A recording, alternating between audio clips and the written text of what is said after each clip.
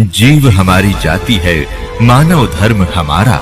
हिंदू मुस्लिम सिख ईसाई धर्म नहीं कोई न्यारा।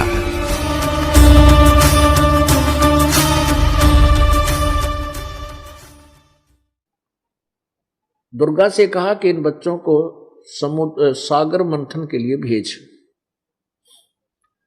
दुर्गा ने इन तीनों पुत्रों को ब्रह्मा विष्णु महेश को सागर मंथन पर भेज दिया।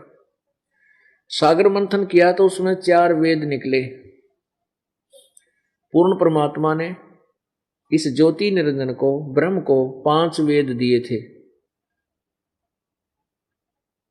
इसने क्या किया कि 5वां जो वेद था सवसम वेद, उसको गुप्त रखा और जिसमें इसकी पोल खुल रही थी, और 4 वेद जिसमें इनकम्प्लीट ज्ञान है, ज्ञान तो सही है लेकिन अधूरा है, वो चारों वेद अपने श्वासों के जैसे कंप्यूटर में तो निकाल दिया करें या एक मोबाइल से दूसरे मोबाइल में फिक्स कर डाल दिया, ऐसे डाल दिया। तो इसने क्या किया, 4 वेदों को अपनी श्वासों द्वारा समुद्र में प्रवेश कर दिया और वो सुसज्जित एक प्लेट पर पात्र में ऐसे रखे हुए, जब वो बाहर आए जैसे घी बाहर निकलाता है मक्खन दूध को रिड़कने से, ऐसे सागर मंथन प्रथम बार किया तो उसमें से ये 4 वेद निकले।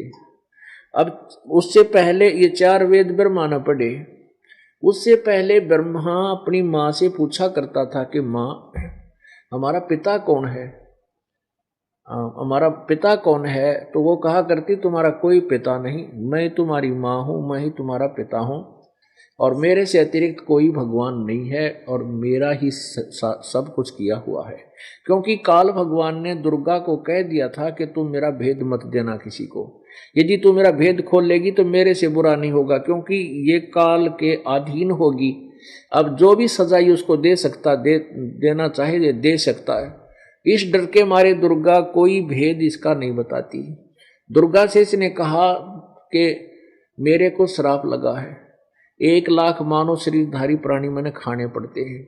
यदि मेरा भेद इन बच्चों को पता लग गया, मेरे बेटों को ब्रह्मा विष्णु महेश को, तो ये कोई भी ये क्रिया नहीं करेंगे, अपनी अपनी शक्ति को, अपनी अपनी इस क्रिया को रोक लेंगे।